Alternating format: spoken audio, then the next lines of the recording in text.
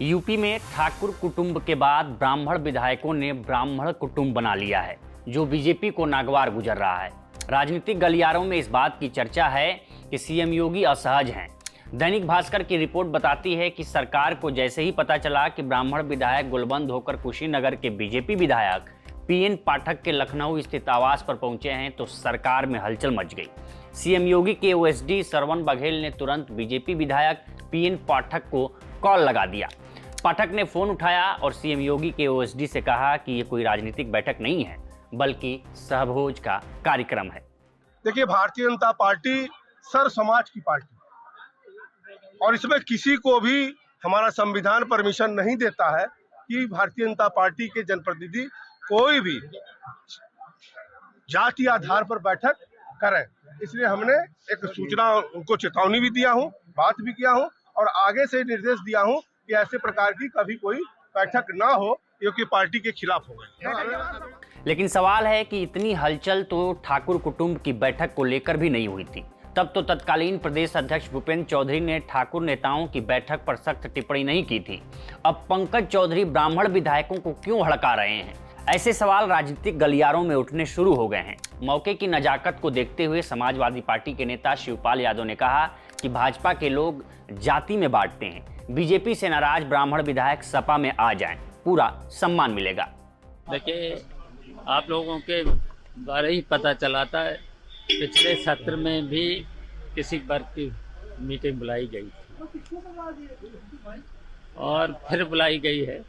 तो ये भारतीय जनता पार्टी के लोग जात में बांटते हैं। हम तो कहेंगे ब्राह्मण समाज की अगर मीटिंग हुई है, सब हमारे समाजवादी पार्टी में आए, सबको सम्मान मिलेगा। लेकिन सवाल है कि आखिर ब्राह्मण विधायक बीजेपी से खुद को अलग थलग क्यों मानने लगे हैं? इस पर राजनीतिक हलकों में चर्चा है कि जाति की राजनीति में ब्राह्मणों की आवाज दबती जा रही है, उन्हें अनसुना कर दिया गया है।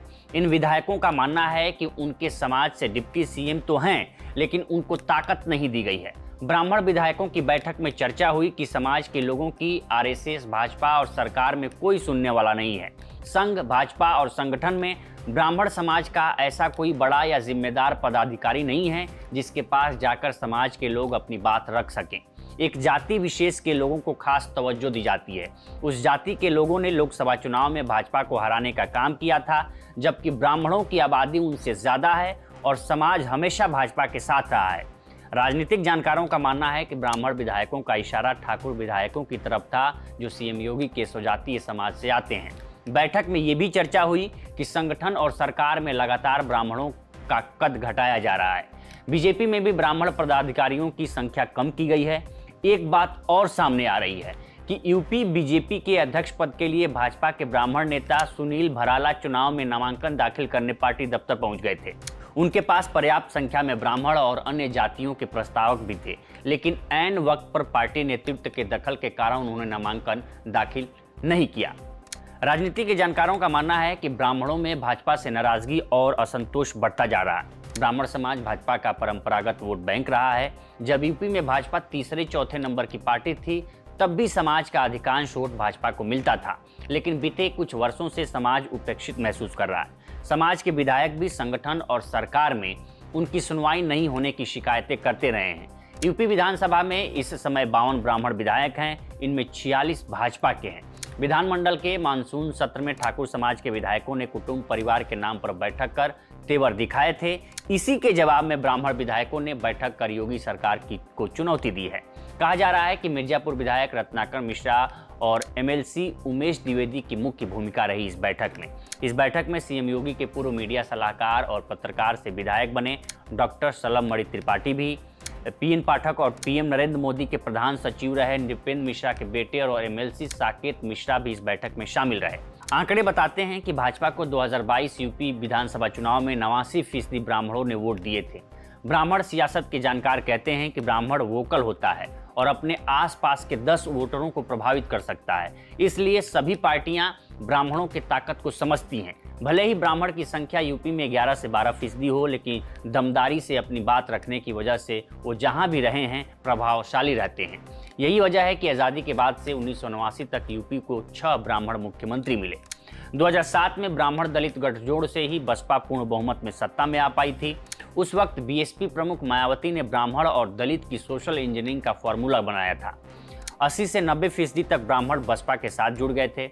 दलितों की पार्टी कही जाने वाली बसपा में सतीश चंद्र मिश्रा को दूसरे नंबर का दर्जा दे दिया गया था।